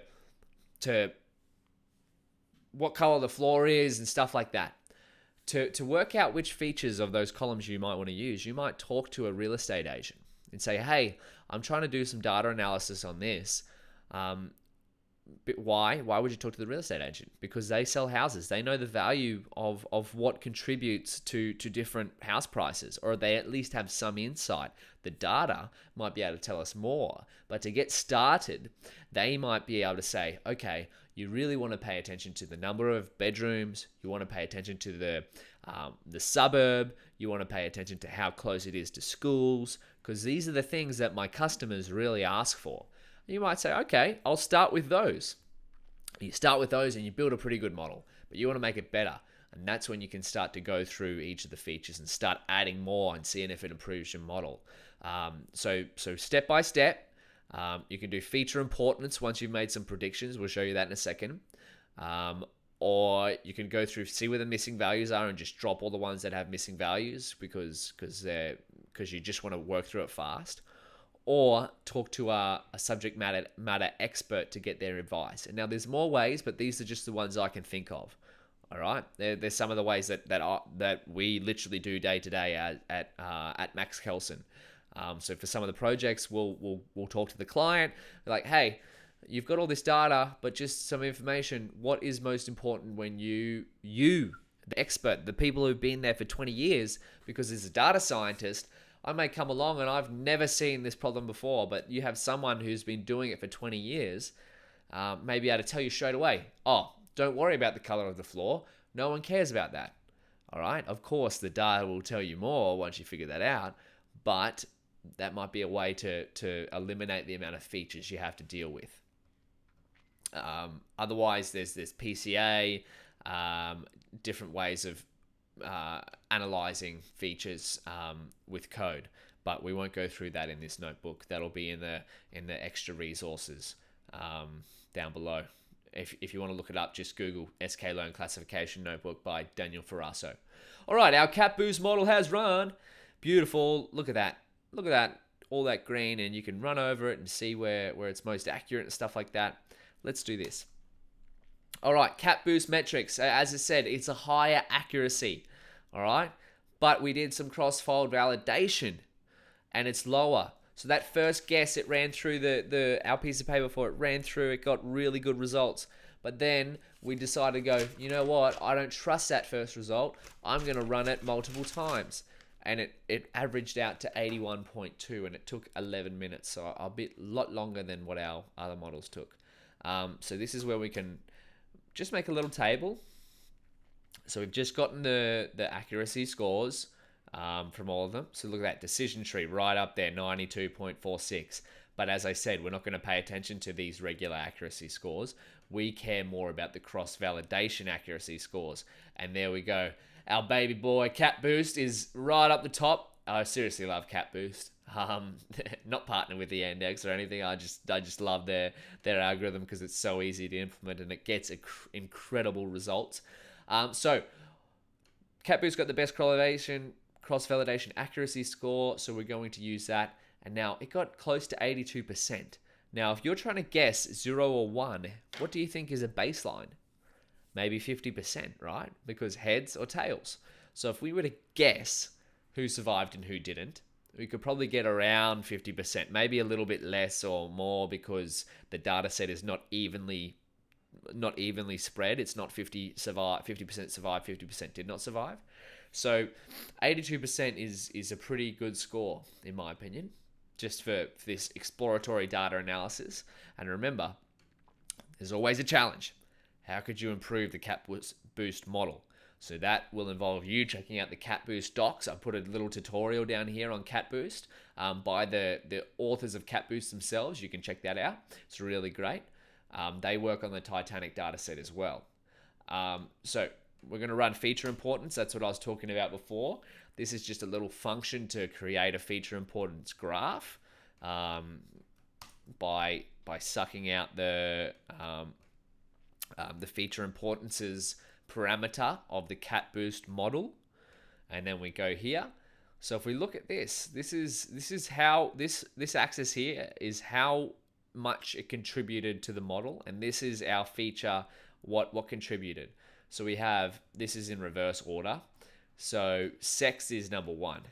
So male or female is really important to whether you would have survived in the Titanic, according to our model. So sex is number one, P class is next. So does this make sense, right? Have you seen Titanic? Have you seen the movie? This is where you can ask yourself, is my model talking bullshit or talking real? Is the data showing us the right thing, right? You can use your own intuition here to kind of spot check to whether your results are okay. So P class, what was that? That was the class. So that was first class, second class, third class. So it makes sense. Maybe people, actually, let's go through sex. So remember in Titanic, the movie, women and children had priority. That makes sense. And a lot of, in our analysis, right back up in sex, the feature, more males. If you're a male, your chance of survival was way less. Look at that. Survived, not many. Did not survive, lots. Remember, 0 is male. All right. So that makes sense. That sex is a big contributor. And then P class is if you were in the first class, maybe you get an advantage because you've paid more for your ticket and you're a higher class person or a citizen. Maybe they see you as more important. I'm not entirely sure. Fair is there as well. P arch. All right. How many parents you had on there? So if you're a parent, that it valued more. These are all things that you can do to spot check your model, right? And what you may do is, why would you want this feature importance? Well, what you could do for your next version of running a model is maybe remove this bottom one. All right. Ideally, we want to add a few more because we missed out on the age and the name. Remember, right up here, we didn't use the name and the age. But say you did use the name and the age, and you find out that SIB SP really doesn't give you much. It's under 10, right? So, well, in this case, 10 is pretty significant. You might be able to remove the bottom feature and run your model again and see if it gets better results, all right? But in our case, in this smaller data set, you could probably use more features, the better, because there really is only 10. All right, but if you had 100 of these and you have the bottom 50 are giving you a little slither, so absolutely nothing, you might want to get rid of those and rerun your model. Okay. Another option is trying to improve your best features. You can't really improve sex because it's just 0 or 1. You can't really improve P class. There aren't many here that you could really change because, as I said, these are already ideal parameters. But you might want to say you did add name here as it was without altering it, and it just didn't give you anything. You could change it to how we discussed before by reducing it to like Misters, Mrs., Miss, Doctor, and it might boost it up, might give you a bit more value. All right, but that's something you'll have to explore yourself. But yeah, what feature importance does is it gives you an insight into what information is most important when making a prediction, okay? And you can use it to improve the number of the features you're using, or use it to remove the number of features you're using, okay? Precision and recall, I'm going to mention that here. We won't go through it in entirety. I have linked down below a great article. Actually, no, it's up here on what precision and recall is. So when would you use precision and recall? So we've used accuracy as our measurement here, right? So maybe accuracy is not the best metric, right? Because if you had 100,000 people and only one of them gets a certain type of disease, this is another example, not Titanic, and your model predicts that every single person doesn't have that disease because only one person gets that disease, your model is 99.999% accurate. So that's a really accurate model, but it's not that helpful, right? Because your model, all it does is just predicts that everyone doesn't get this disease, but there's one person in 100,000 that gets it. So this is where precision and recall come in. Now, we can run precision and recall on our CapBoost model pretty easily. I'll let you read up about precision and recall and why. That's a challenge, actually. What are some ways to visualize precision and recall, right? You may want to look into what a confusion matrix is. Now, remember, here's where you would use precision and recall instead of accuracy. If you had cases where you have an imbalanced classification problem, right? So ours is pretty balanced. We have, although there are more zeros than ones, so did not survive versus did survive, they are pretty balanced. So they're not like this. They're pretty close, right? But if you had a problem like this, where you have 100,000 people and only one of them has a disease, accuracy is not your best measure, right? So if you go into your own problem and you have an imbalanced class, so say you have 100,000 examples, and you're trying to predict 10, which 10 of those 100,000 are the ones you're looking for, right? So you have 100,000, you have 99,990 zeros and 10 ones. You want to find the 10 ones. You might not want to use accuracy. You might want to use precision and recall, right? So look into precision and recall. There's a little link here that you can check it out. Otherwise, Google Beyond Accuracy, Precision and Recall. Really great article. We won't dive into the specifics of precision and recall in this notebook. I just want to leave it there so you think about it in the future. You're not just using accuracy for every single one of your models. So our model got pretty good precision, right? So close to 1 there. Recall not as great. F1 combined. So these metrics are going to be between 0 and 1. Closer to 1 is good. I won't go too deep into it. So our recall is low. So this means there's a higher amount of false negatives. So recall is the ratio of true positives over true positives plus false negatives.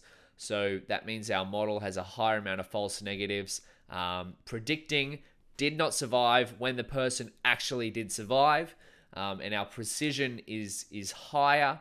So that means there's less false positives. And precision is a ratio of true positives over true positives plus false positives. So that means a false positive is predicting survived when it was actually did not survived, right? So our model's recall is not as great as its precision. F1 is a combination of precision and recall, and area under a curve is another way of checking out the ratio between false positives, true false positives, and true false. I'm getting it all mixed up. Best to go check out that article. Much better job at explaining it is what I do. Remember, I'm still learning these things as well. I'll try and get better and teach them as I get better. All right, we're ready to make a prediction on the test data set. Finally! You're like, Daniel, I've sat through this video for two hours, however long it is, and just show me how to make a submission to Kaggle. All right, well, we're going to do that right now. So we're creating a variable wanted test columns because, let's have a look here. Why do we want to do that? Our model was built off a certain amount of columns. It was built off these columns. However, our test data set has not the same columns. So our model, if we tried to run it on this right now, it would not work. We need to have our test data frame in the same version as our selected data frame, actually. Oh no, it'll be the same as xtrain, because we want to predict the survived column, so 0 or 1. So we need to convert test into something that looks like this, and it's going to be a lot easier because now we have our wanted test columns, right? So these are the only columns that we want. So dfcon. So we use dfcon. So let's actually change this to selected df because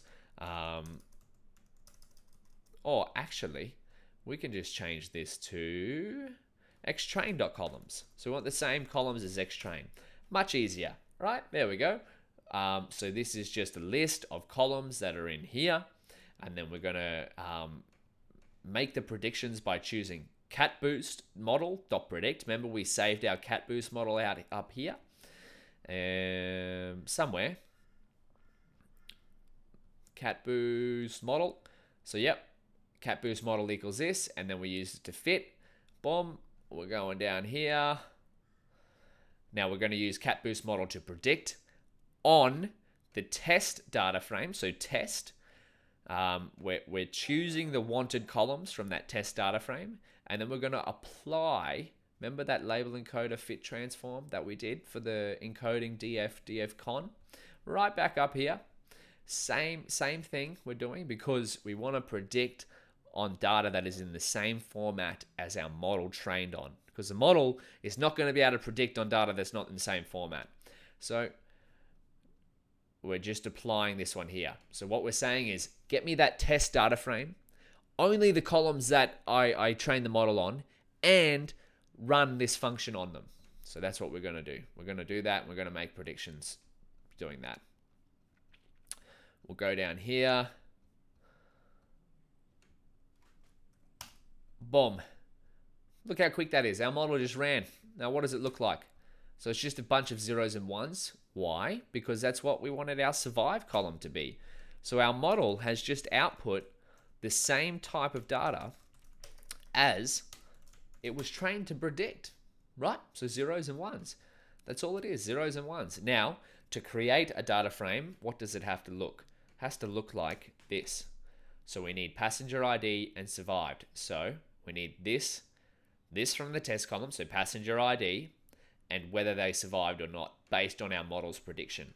So let's do that. Create that. Oh, look at that. But do they look the same? What's wrong with this one? Right? What's wrong with these numbers compared to that? Remember, we talked about floats and ints. Has to be the exact same format. Otherwise, I ran into this issue before. Otherwise, the Kaggle submission won't take it. So although it's still zeros and ones, we need to convert them into integers. So this is what we can do. We can do submission data frame. So this is this one. This is our submission data frame. And we need to turn the survived column into integers. So we're just going to go as type int. That's a function built into pandas. Boom. Converted survived column into integers. Let's have one last look at that before we get it up there. Submission.head. Wonderful. Now, what is this, by the way? This is our example, right? Remember we imported an example right up the top. This is what it looks like. Do they look the same? Yes, I think they do, except for these values are a bit different here. But remember, this is not the true reflection of what the label should be. Okay. Are our test and submission data frames the same length? Why? Because if they're not the same length, Kaggle won't submit it. Kaggle has to be the exact same length as the test data frame, so we have to use every single row. And now, to submit to Kaggle, what do we need? We're going to submit this. This is exciting. Submit predictions. So upload files. Your files should be in a CSV format, the same way we downloaded them. So we can do that, right? We can do that. Let's check it out. Boom. Oh, no. Boom. Submission. CSV is ready. So what have we done? We've just taken our submission data frame, said to CSV. We've chosen where we're going to put it, right? And we're not including the index on that, so we don't care about this, right? Because that's just how Kaggle likes it. So our submission CSV is ready. Let's do a quick check on that just to make sure what it looks like. How do we check that? We're just going to do the same thing. Submission check, reading our CSV file, and then we got it up here. Now it's time to submit your Kaggle.csv. Are you ready? Are you ready? Look what we've got here. We go into our Titanic folder. We've got our notebook in here. That's it there. Kaggle Titanic data analysis. This is our submission file right here. How are you? Everyone to the chat. What did you do right out of Andrew Ung's Coursera course? You can see that in the AI Master's Degree curriculum. How long does it take to get started, sir? Get started with what? It depends. It takes as long as you need. All right. let's submit our Kaggle CSV, our predictions submission.csv file to Kaggle. Where are we going? We're going to Chrome. We're going to upload a file. We're going to desktop, Titanic. Oh, we don't want to upload that. Submit. All right, now this is live. Hopefully it works. What do you reckon we'll get? Uploading file, complete.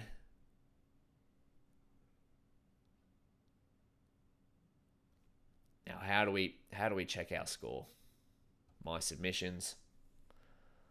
2 submissions.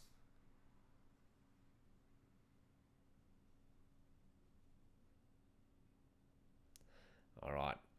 It may have a little bit of a wait time.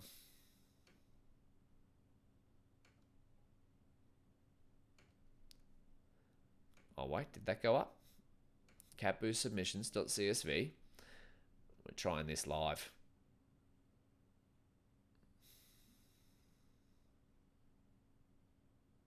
Boom, we got a tick. Excellent. Bites fingernails. Hey Ayush, how are you? After Andrew Ng's Coursera course, which one? The deep learning.ai or the machine learning? We're waiting for our Kaggle submission to be processed. It takes a little bit.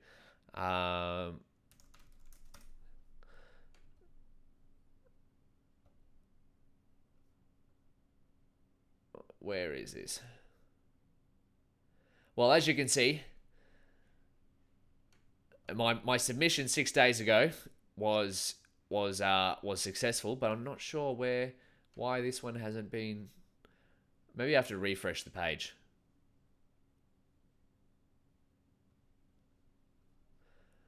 Boom. Let's just take that.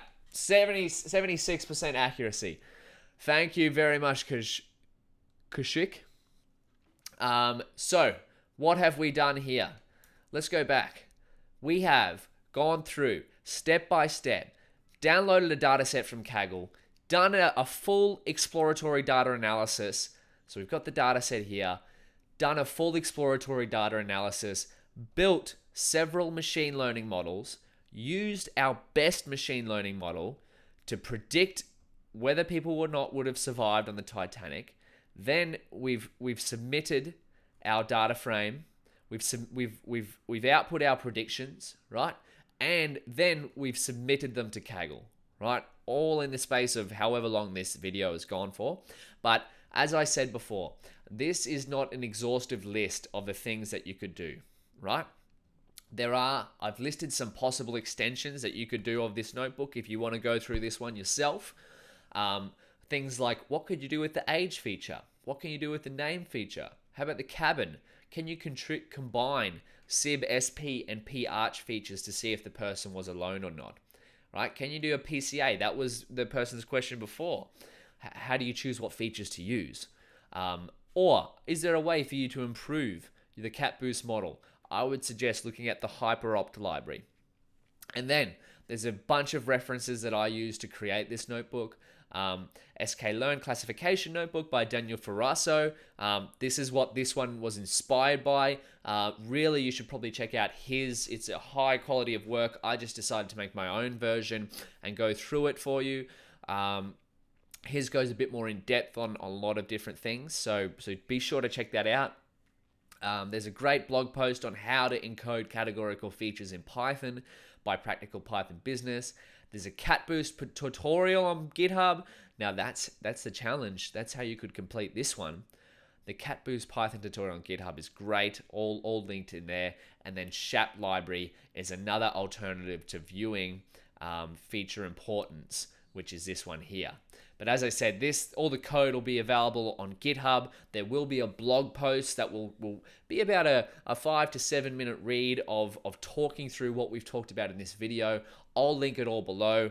And last but not least, if you do want to sign up to Coursera did sponsor this video, so if you do want to sign up to a computer science specialization, look at all this, right?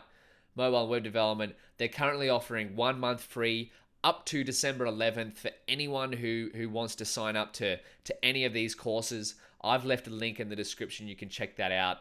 All other relative links will be in the description. As always, if you have any questions, if you find any errors in this notebook, if you're having trouble, tweet me, send me a message. My email, you can always email me, is daniel@mrdbourke.com.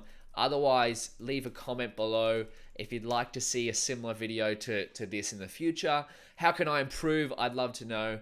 But most of all, thank you so much for joining in, and all the best exploring your future data sets. But most of all, keep learning. And what do we have here? Hey man, can you give me best for machine learning? Ricardo, the ones you are using right now. Ricardo, my friend, great question. There are some great references in here. Send me an email, daniel@mrdbourke.com. Ricardo, I'll be sure to send you a link to everything that I've been using in the past few days. But thank you so much. We're going to end the stream now. We're going to figure out how to do that. As always, keep learning.